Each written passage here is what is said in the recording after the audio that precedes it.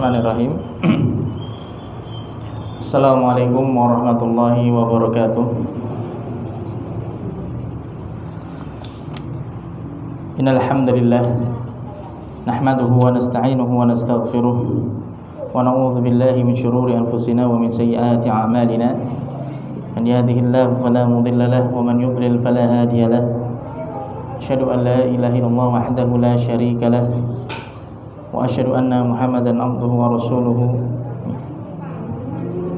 la nabiyya ba'dah. Amma ba'd. Jamaah sekalian rahimani wa rahimakumullah. Alhamdulillah pada kesempatan sore hari ini kita kembali bisa berkumpul bermajlis di masjid ini, di mana sore hari ini merupakan pertemuan terakhir kita di bulan Ramadan ini untuk kajian menjelang buka bersama, di mana insyaallah kita akan masih melanjutkan materi tentang sirah nabawiyah, kisah perjalanan hidup Nabi kita Muhammad sallallahu alaihi wasallam, di mana kita akan masuk pada pembahasan tentang perang Badar As-Sughra. Perang Badar As-Sughra itu perang Badar kecil.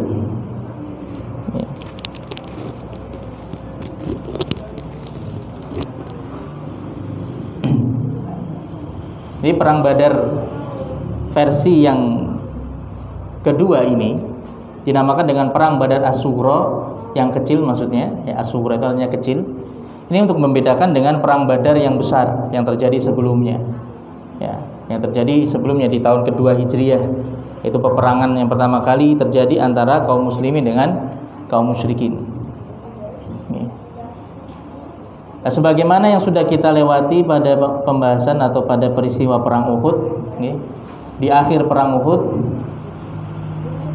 Abu Sufyan menantang kaum muslimin untuk berperang kembali di tahun berikutnya.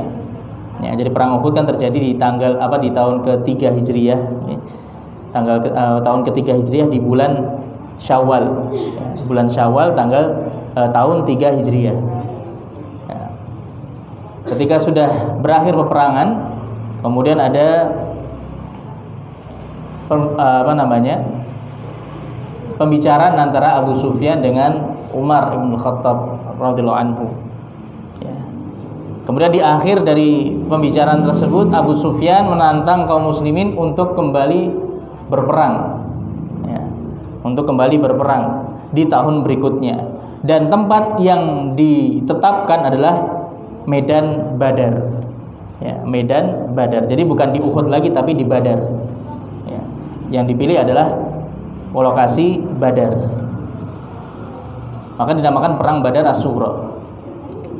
Disebutkan di sini oleh penulis, dzakarna anna Abu Sufyan kana qad tawa'ada fi Uhud ala harbin fil 'am al-qadim. Telah kita sebutkan sebelumnya bahwasanya Abu Sufyan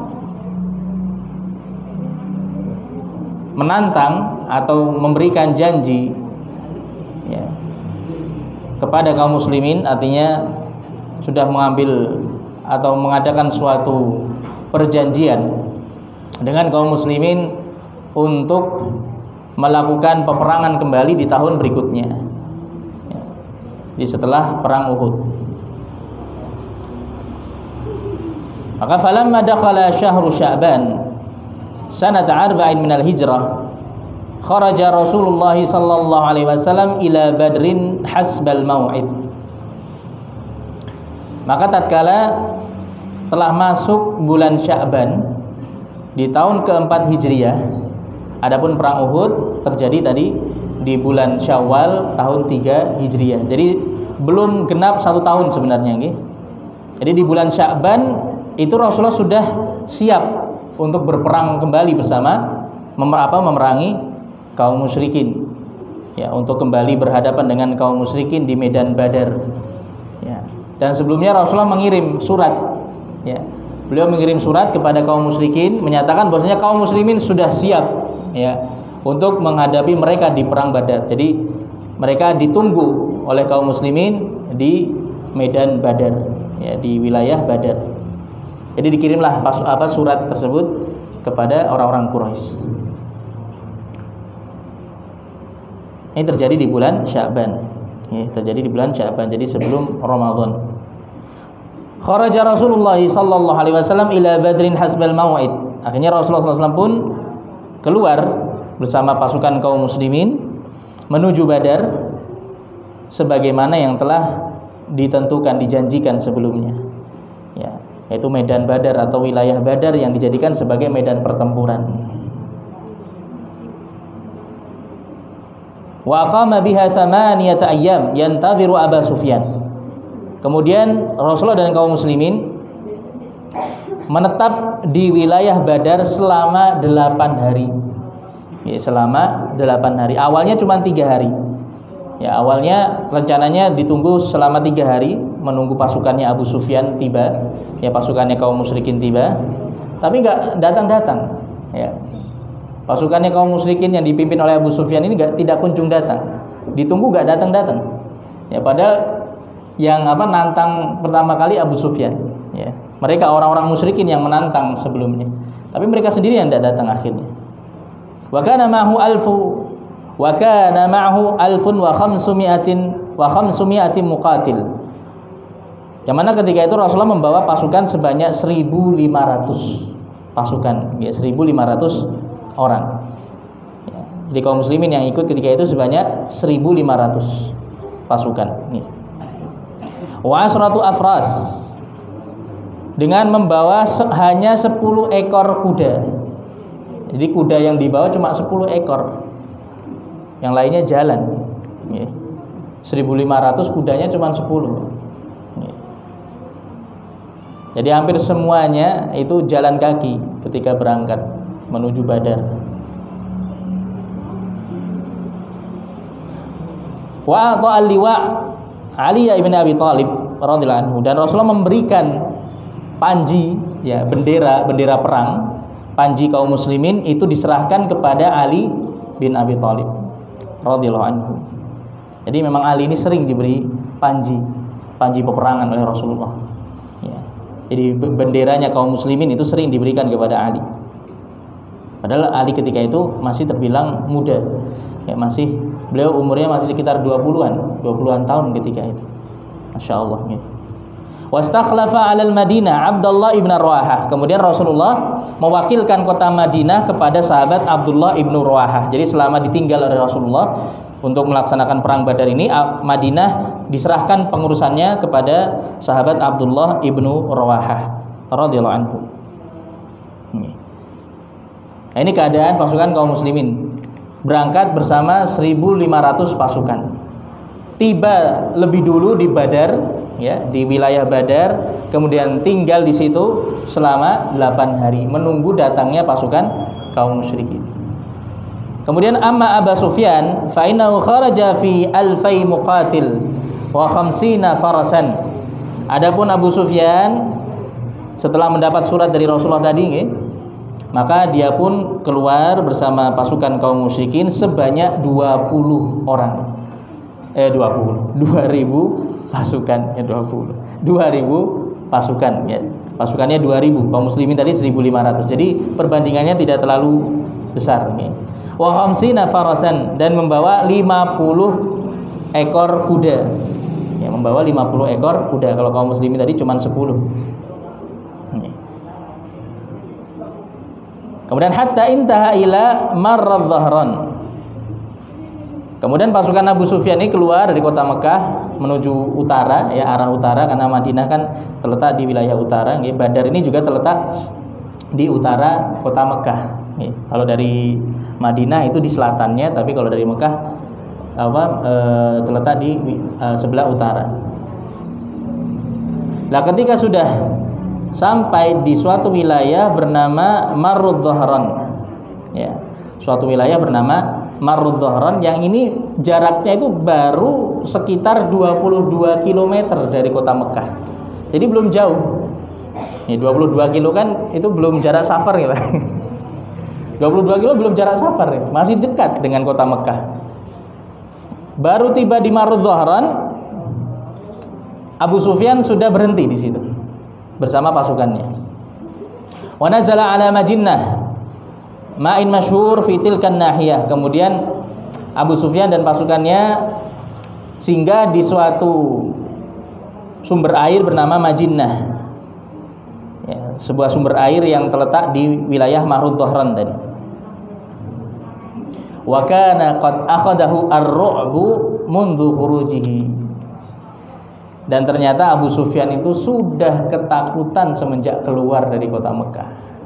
Tidak berani sebenarnya menghadapi kaum muslim. Masya Allah. Inilah memang pertolongan yang Allah Subhanahu Wa Taala berikan kepada Rasulullah Sallallahu Alaihi Wasallam. Dalam sebuah hadis Rasulullah mengatakan beliau diberi 5 perkara khusus yang Allah berikan hanya untuk beliau saja. Adapun para nabi dan para rasul sebelumnya tidak ada yang diberikan 5 perkara tersebut. Salah satunya adalah wa nusirtu birru'bi masirata syahrin. Aku diberi pertolongan oleh Allah Subhanahu wa taala dengan diberikan rasa takut ke dalam hati-hati musuh-musuh sejauh perjalanan 1 bulan. 1 bulan perjalanan. Jadi jarak masih jauh, ya. Itu musuhnya sudah gentar. Ya, musuhnya sudah takut untuk menghadapi Rasulullah sallallahu alaihi wasallam.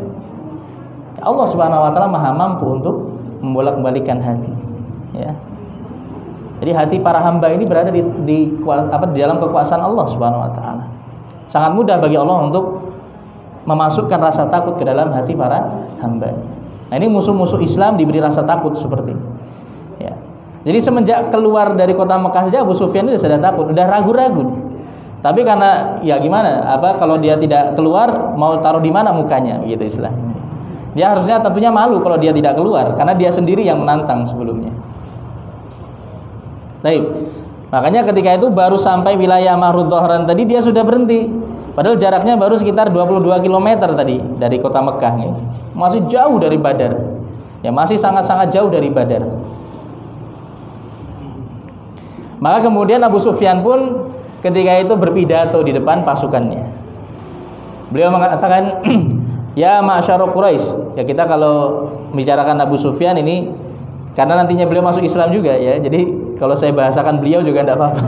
Walaupun saat ini Abu Sufyan masih memerangi kaum muslimin. Ini fasenya masih Abu Sufyan di atas kesyirikan, tapi nanti Abu Sufyan akan masuk Islam dan menebus kesalahan di masa lalu, ya, dengan perjuangannya membela agama Islam. Ya ma'syara Quraisy, inna hadzal 'am 'amu jadbin. Ya, Abu Sufyan berpidato di hadapan pasukannya. Wahai orang-orang Quraisy, sesungguhnya tahun ini tahun kemarau. Ya. Jadi ketika itu sedang musimnya musim kemarau. Wala yuslihukum illa 'amu jadbin. Wala yuslihukum illa 'amu khisbin. Dan seharusnya sedangkan kalian ini, ya kita ini seharusnya kalau mau berperang itu di musim semi, ya, supaya tidak terlalu berat maksudnya situasinya. Ya, ini mungkin ya alasan saja ya dari Abu Sufyan. Tar'auna fihi asy-syajar wa tasrabuna fihi al-laban, di mana di musim semi tersebut kita bisa memiliki banyak persediaan buah-buahan, ya. Kemudian juga kita bisa memiliki persediaan susu yang banyak di musim semi. Adapun di musim kemarau ini kita sedang berat, kondisi kita sedang berat, begitu intinya. Wa inni raji'un farji'u, maka saya akan kembali ke Mekah, maka kalian silahkan kembali juga bersama.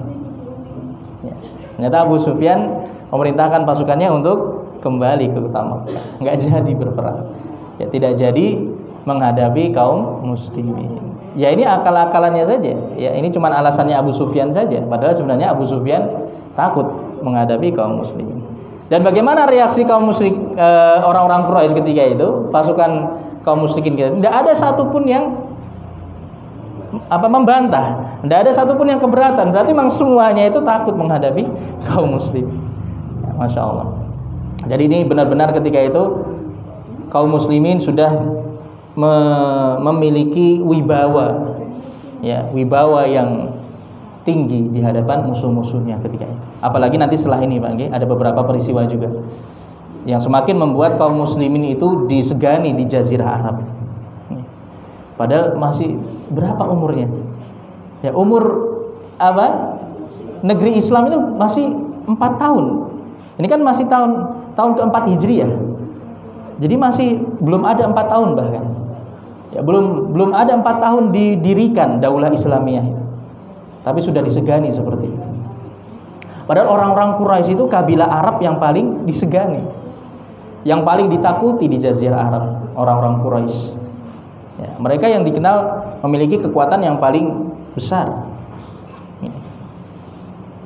Masya Allah ya. Jadi memang Allah Subhanahu Wa Taala ketika memberikan pertolongan kepada orang-orang yang beriman, ya, orang-orang yang yakin, ketika memperjuangkan agama Islam, maka Allah Subhanahu Wa Taala sangat mudah untuk memberikan pertolongannya. Jadi seperti itulah keadaan sejatinya keadaan kaum musyrikin. Ya. Jadi mereka itu sebenarnya bisa saja memang dari awal keluar kota Mekah mereka sudah ragu. Ya, mereka sudah tidak yakin untuk menghadapi kaum muslimin lagi. Mereka sudah takut. Ya, mereka sudah takut. Akhirnya kemudian mendapati instruksi atau perintah dari pemimpinnya seperti ini, ya sami'na wa ata'na saja. Ini ya mereka setuju saja karena memang mereka pun sebenarnya takut untuk menghadapi kaum muslimin.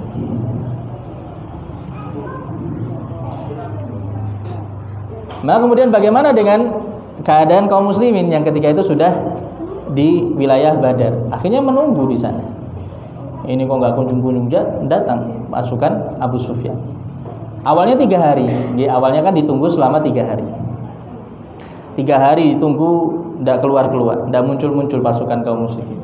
Ditambah menjadi 8 hari. Ditambah menjadi 8 hari. Setelah itu tidak kunjung muncul-muncul juga. Akhirnya Rasulullah pun memerintahkan para sahabat untuk kembali ke Madinah dengan memperoleh kemenangan tentunya. Ya. Menang tanpa berperang. Ya. Jadi kaum musyrikin sudah kalah mental, ya, istilahnya. Sudah kalah mental. Mereka sebelum bertemu dengan pasukan kaum muslimin saja mereka sudah menyerah. Nah, di sini disebutkan waqad ba'al muslimun ayyama iqamatihim bi badrin ma kana ma'hum min amwali tijarah. Nah, selama 8 hari tadi kaum muslimin tinggal di wilayah Badar selama 8 hari tadi, kaum muslimin juga selain mendapatkan kemenangan dari kaum musyrikin, mereka juga mendapatkan keuntungan dari sisi dunia. Karena kaum muslimin sempat melakukan perdagangan selama 8 hari tadi. Jadi singgah di Badar, kemudian ketika ada rombongan lewat melakukan muamalah, ya, perdagangan jual beli. Karena kan wilayah Badar itu sering dilewati, ya, itu jalur perdagangan istilahnya begitu.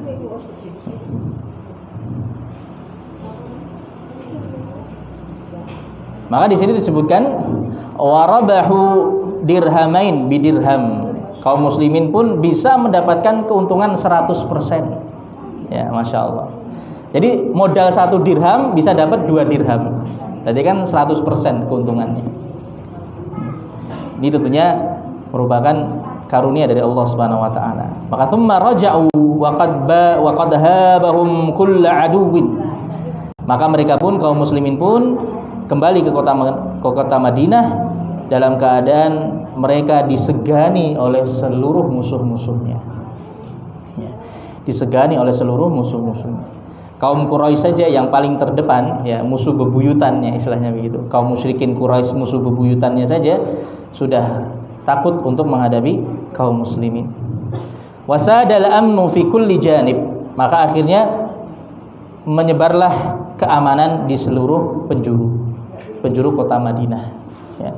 Jadi di sekitar wilayah Madinah akhirnya menjadi aman dari gangguan musuh. Hatta madha aktsaru min sanatin wa lam yajtari al-a'da ala an yuharriku sakinan. Hingga akhirnya bisa berlangsung lebih dari 1 tahun situasi keamanan seperti ini. Tidak ada seorang pun dari kalangan musuh yang berani untuk mengganggu kestabilan keamanan negeri Madinah ketika itu. Ya. Masya Allah, ini merupakan karunia dari Allah Subhanahu wa taala. Ini jamaah sekalian rahimani wa rahimakumullah, al-amnu, keamanan. Ini salah satu nikmat besar dari Allah Subhanahu wa taala. Ya. Yang mungkin sering kita lupakan. Yang sering kita tidak sadari.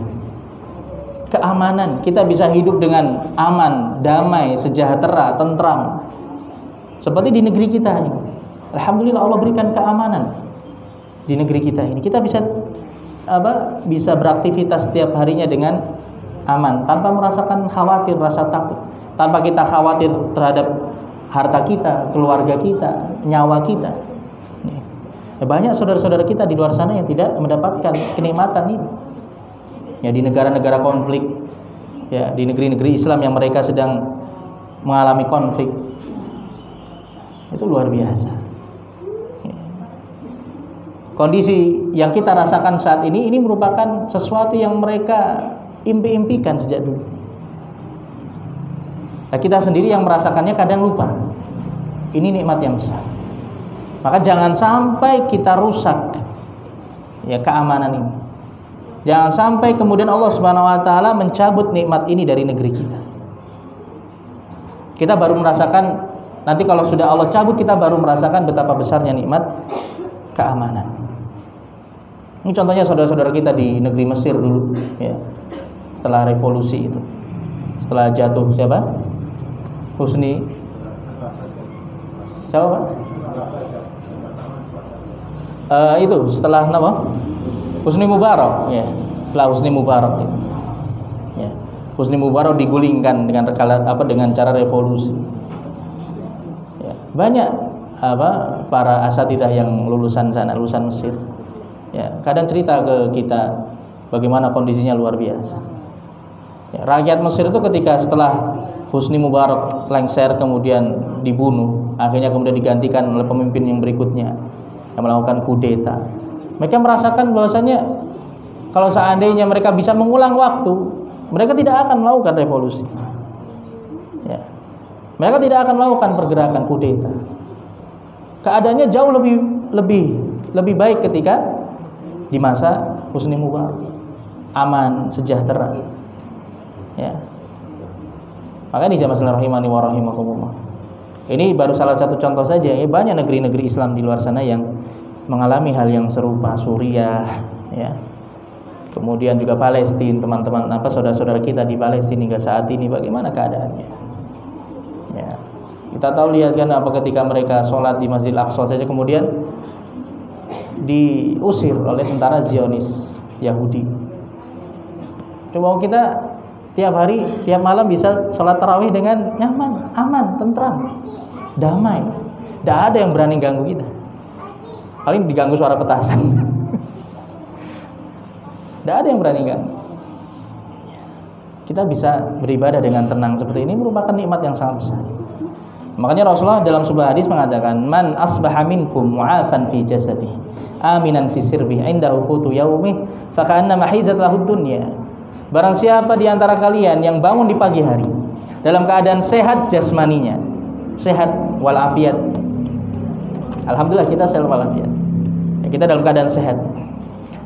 Aminan fi sirbih, dalam keadaan aman, damai di tengah-tengah keluarganya. Indahu qutu yaumi, dia masih memiliki bekal atau persediaan makanan untuk hari itu, Kalau kita jangankan hari ini, mungkin 1 bulan masih cukup. Atau mungkin 1 tahun masih cukup. Ada yang mungkin 7 keturunan masih cukup hartanya. Masya Allah. Apa kata Rasulullah? Faka'annama hizat lahud dunya, maka seakan-akan seluruh dunia itu dikumpulkan untuknya. Karena ini 3 kenikmatan utama, yang mana kehidupan kita di dunia ini akan bahagia kalau terjaga 3 kenikmatan ini. Ini yang sering kita lupakan jamaah. Nikmat sehat, nikmat aman, nikmat makan, minum dengan mudah tiap harinya. Ada rezeki dari Allah Subhanahu wa taala, tiap harinya kita bisa makan dengan mudah. Kita bisa minum. Walaupun mungkin sederhana, tapi masih ada yang bisa untuk mengisi perut kita. Alhamdulillah. Banyak saudara-saudara kita di luar sana yang tidak mendapatkan kenikmatan ini.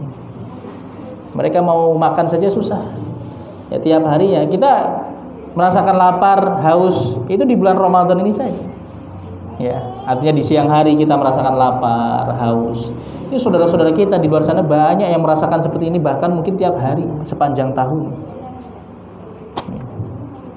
Ya, maka ini jamaah sekalian rahimani wa rahimahullah. Ya. maka sudah sepantasnya kita senantiasa bersyukur kepada Allah Subhanahu wa taala. Ya, kita harus menjadi seorang hamba yang pandai bersyukur agar nikmat yang Allah berikan tidak Allah cabut dari kita semua.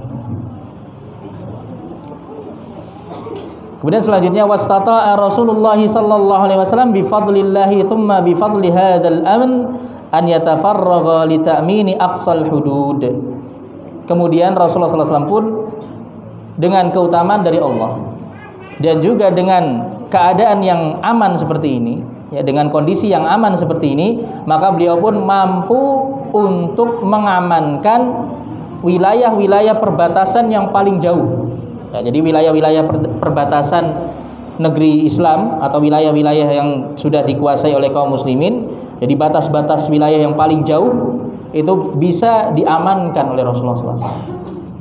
Jadi beliau bisa mengirim pasukan ke berbagai wilayah di perbatasan-perbatasan negeri kaum muslimin untuk mengamankan wilayah tersebut dari gangguan musuh. Maka di antara peristiwanya di sini, kalau di sini tidak disebutkan secara detail, nanti akan saya sebutkan di sini. Saya tambahkan, tapi saya selesaikan dulu yang beliau sebutkan di sini. Hatta kharaja li ta'dibi qutta'it tariq, qutta'it turuq ila daumatil jandal fi Rabiul Awal sanata 5 minal hijrah. Hingga beliau pun mampu untuk keluar ke wilayah Dumatul Jandal. Jadi ada suatu wilayah namanya Daumatul Jandal atau Dumatul Jandal. Ini letaknya jamaah, ya.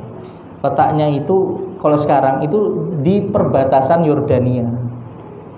Wilayahnya ini kurang lebih jaraknya dari kota Madinah itu 750 km. 750 km. Ini Solo mana, Pak? Solo Jakarta berapa, Pak? Baru 500, masih lebih. Solo mana? Ini ya jauh ini ya. Dari sampai ujung barat ya. Ya Banten nih nggih. Dari ujung Banten yang paling barat mungkin. Ya, 750 km jaraknya.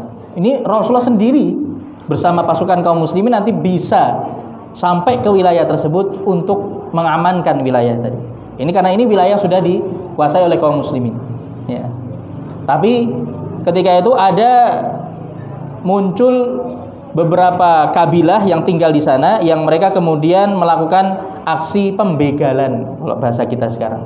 Pembegalan. Jadi mereka merampok, ya, orang yang lewat dirampok hartanya, dicegat kemudian diambil hartanya.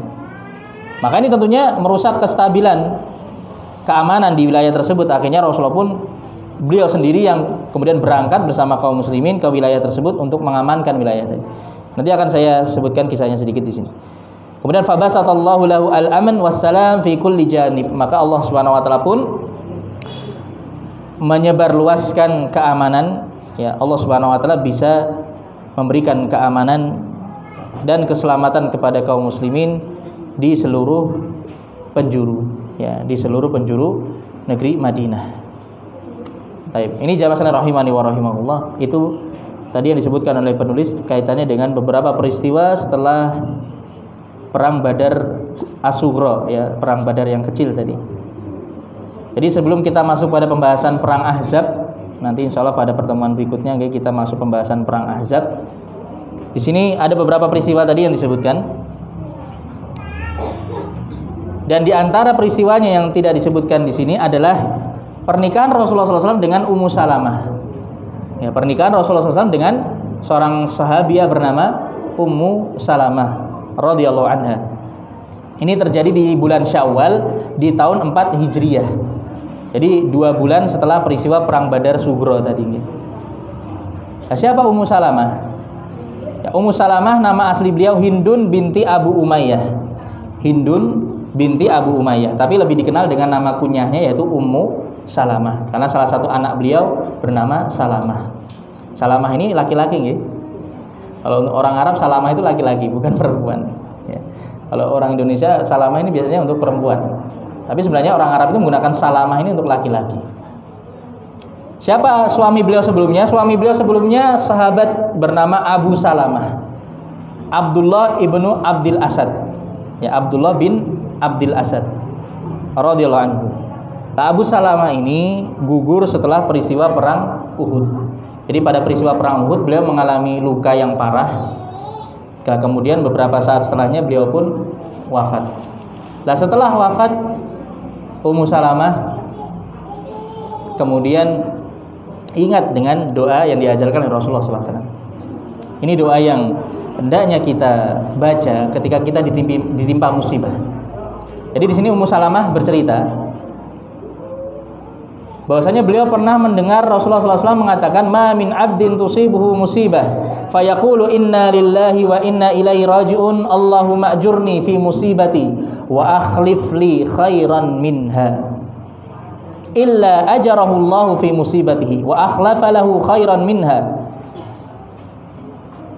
Aku pernah mendengar Rasulullah SAW bersabda, tidaklah ada seorang hamba yang ditimpa suatu musibah kemudian dia mengucapkan inna lillahi wa inna ilaihi raji'un, kemudian dilanjutkan Allahumma jurni fi musibati wa akhlif li khairan minha.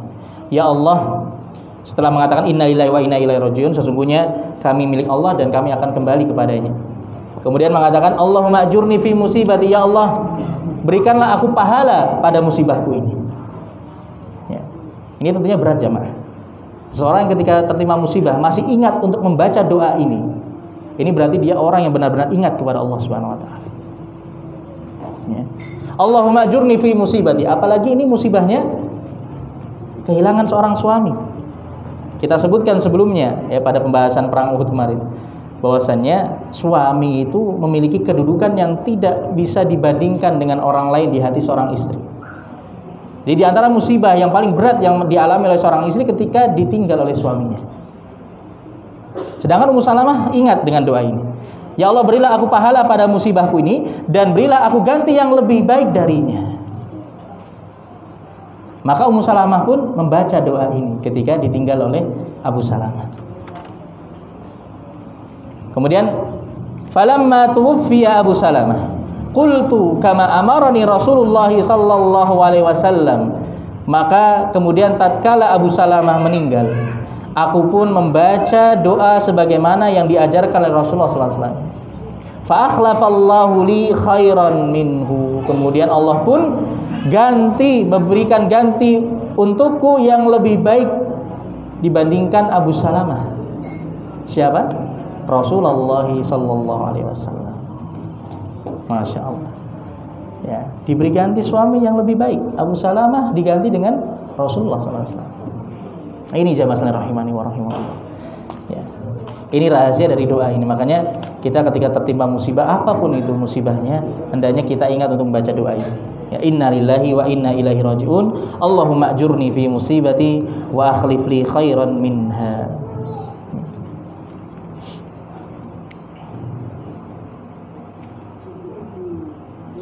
Nah, di sini juga kisahnya cukup menarik ya, ketika selesai masa iddahnya Ummu Salamah, Rasulullah datang untuk melamar Ummu Salamah.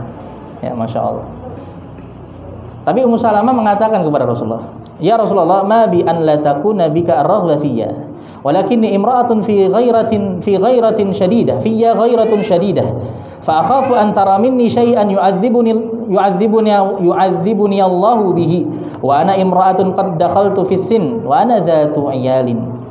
Wahai Rasulullah, tidak masalah bagiku apabila engkau tidak mencintaiku, tapi aku adalah wanita yang sangat pencemburu. Aku wanita yang sangat pencemburu. Padahal Rasulullah juga sudah punya istri tentunya. Sudah ada Aisyah, sudah ada Saudah. Ya. Sehingga aku takut seandainya aku melakukan sesuatu kepadamu wahai Rasulullah, yang kelak Allah akan menyiksaku karenanya. Masya Allah. Ya, ucapannya seorang mukminah. Maka aku juga seorang wanita yang sudah berumur. Ya, jadi sudah cukup sudah di atas 40 tahun ketika itu Ummu Salamah. Dan aku juga memiliki banyak anak, banyak tanggungan. Ya, ini yang diucapkan oleh Ummu Salamah ketika mendapatkan lamaran dari Rasulullah. Kemudian Rasulullah pun menjawab, "Amma ma dzakarti minal ghairah fasawfa yudhibuha Allahu azza wa jalla minki. Wa amma ma dzakarti minas sin faqad asabani mithlu alladhi asabaki." Wa amma ma dzakarti minal iyal fa inna ma iyaluka iyali. Adapun terkait dengan kecemburuanmu tadi yang kau sebutkan tadi, maka Allah Subhanahu wa taala akan menghilangkan rasa cemburu tersebut dari dirimu. Adapun terkait dengan usiamu, maka usiamu pun juga sama seperti usiaku. Aku juga sudah tua. Ya. Rasulullah sudah sekitar 50 tahunan ketika itu. Ya. Adapun terkait dengan anak-anakmu, maka anak-anakmu juga akan menjadi anak-anakku, akan menjadi tanggungan. Ya, itu jawaban dari Rasulullah. Kemudian akhirnya Ummu Salamah pun menerima lamaran Rasulullah SAW. Ya. Akhirnya Ummu Salamah ketika setelah ditinggal oleh Abu Salamah, beliau mendapatkan ganti suami yang jauh lebih baik, yaitu Nabi kita Muhammad sallallahu alaihi wasallam. Jadilah beliau salah satu dari ummul mukminin. Ya. Kemudian jamaah sekalian rahimani wa rahimakumullah, berikutnya tadi peristiwa yang terjadi di Dumatul Jandal. Ya. Peristiwa terjadi di Dumatul Jandal. Tapi sebelumnya sebenarnya ada juga peristiwa perang Najd. Jadi sebelum Rasulullah menikah dengan Ummu Salamah, itu juga Rasulullah sempat mengirim beberapa pasukan ke wilayah Najd. Ya, karena kalau kita masih ingat peristiwa sebelumnya itu, peristiwa pembantaian beberapa sahabat itu di mana? Di Ar-Raji sama Bi'rul Ma'unah, itu kan dilakukan oleh kabilah dari wilayah Najd. Ya. Makanya setelah mendapatkan keamanan, situasi aman, Rasulullah mengirim beberapa pasukan ke wilayah Najd untuk mengamankan wilayah tersebut dari kabilah-kabilah yang nakal tadi. Ya, akhirnya kemudian bisa terjadilah keamanan, ya, terwujudlah keamanan di wilayah Najd. Karena kabilah-kabilah yang sebelumnya melawan, ya, bahkan membantai para sahabat tersebut, akhirnya mereka pun lari, tidak berani menghadapi kaum muslimin. Kemudian begitu pula kabilah-kabilah yang berada di wilayah Dumatul Jandal, yang mereka melakukan aksi pembegalan di wilayah tersebut, akhirnya Rasulullah pun berangkat bersama 1000 pasukan. Ya, beliau berangkat bersama 1000 pasukan menuju wilayah Dumatul Jandal yang tadi jaraknya sekitar 750 km utara kota Madinah. Jadi sekarang wilayahnya itu berbatasan dengan Yordania, jauh sekali. Ya, masya Allah. Dan ketika itu akhirnya sebelum Rasulullah tiba di wilayah Dumatul Jandal, kabilah-kabilah yang nakal tadi, mereka sudah mendapatkan kabar bahwasannya Nabi Muhammad sudah keluar bersama pasukan kaum muslimin untuk memerangi mereka.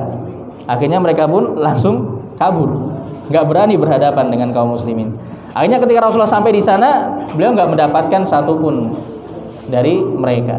Mereka semuanya sudah kabur. Tapi beliau bisa mendapatkan beberapa banyak hewan ternak, ya, hewan-hewan ternak yang ada di wilayah tersebut. Kemudian juga harta-harta benda, ya, harta benda yang ditinggalkan oleh penduduknya, yang akhirnya kemudian menjadi ghanimah bagi kaum muslimin, harta rampasan perang bagi kaum muslimin. Akhirnya wilayah Dumatul Jandal pun menjadi wilayah yang aman setelah itu. Kalau sekarang, kalau kita lihat di sana ada sebuah masjid, ya, namanya Masjid Umar di Dumatul Jandal, ya, Masjid Umar di wilayah Dumatul Jandal ini. Wilayahnya berbatasan dengan Yordania. Ini terjadi di bulan Rabiul Awal di tahun ke-5 Hijriyah. Jadi sudah masuk awal tahun ke-5 Hijriyah, ya. Maka setelah itu pun keamanan bisa benar-benar terwujud di kota Madinah dan di berbagai wilayah di sekitar kota Madinah selama lebih dari 1 tahun. Kemudian setelahnya barulah terjadi peristiwa perang Ahzab, yang insya Allah nanti kita akan sebutkan pada pertemuan berikutnya. Ini perang yang lebih dahsyat lagi, ya, karena kaum muslimin akan dikepung di kota Madinah dari segala penjuru, dan pasukannya ini pasukan Ahzab. Ahzab itu jamak dari Hizbun.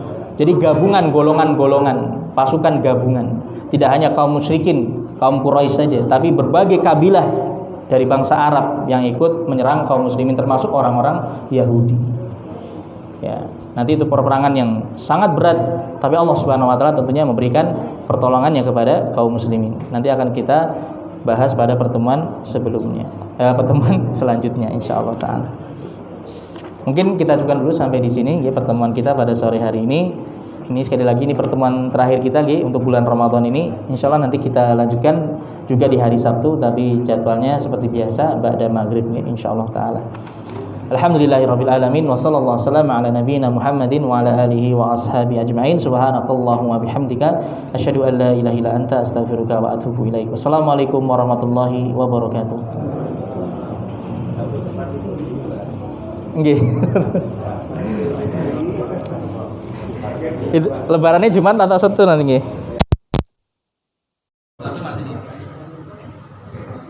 Masih lebaran ya.